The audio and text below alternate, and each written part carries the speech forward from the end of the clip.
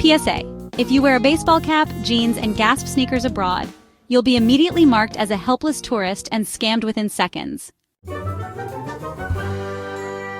Oh wait, that's just what Instagram influencers want you to believe. The Great Tourist Fashion Lie.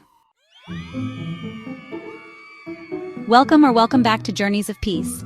Somewhere in 1995, probably in a dimly lit Rick Steves seminar or a Lonely Planet forum, this bizarre fashion rule got started.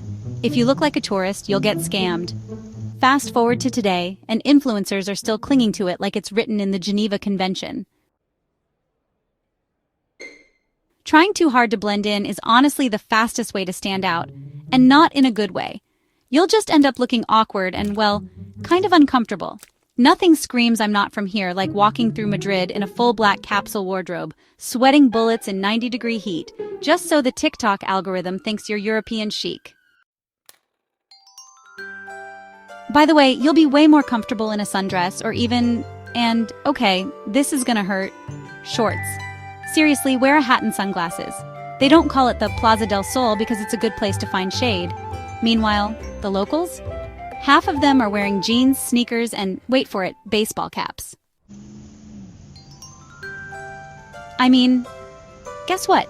Europeans go to sporting events. They run errands. They exist. They're not all dressed like they're in a Vogue editorial.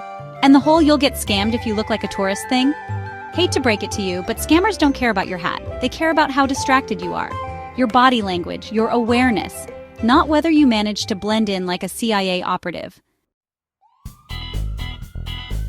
And duh, you're going to tourist spots. The fact is you're a tourist and you'll never see the people on the metro again. Even if you speak perfect Spanish, you think the locals can't tell? Just like foreigners have an accent speaking English, we have an accent speaking any language, including English when we're anywhere but home. Case in point. Met a traveler once mortified to be seen in a fanny pack. Meanwhile, I'm over here thinking, hands-free? Secure? I'll take the judgment and my unpickpocketed wallet, thanks.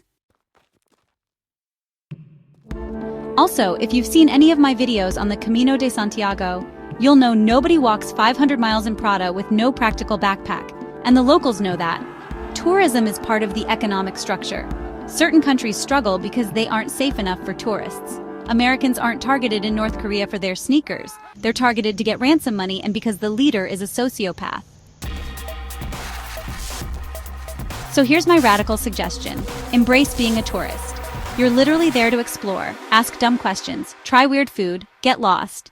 That's the whole point. But don't do that in North Korea. And to North Korea's leader, it's personal. But my grandpa did say the prisons were lovely this time of year. Wear the cap, show pride in your team, rock the sneakers, take the cheesy photo with the landmark. Just keep an eye on your belongings and your surroundings. Because confidence, not cargo pants, is what keeps you safe. Comment below. Ever had a moment you totally stuck out as a tourist? I want to hear your stories. And hit subscribe if you like your travel advice with a healthy side of sarcasm.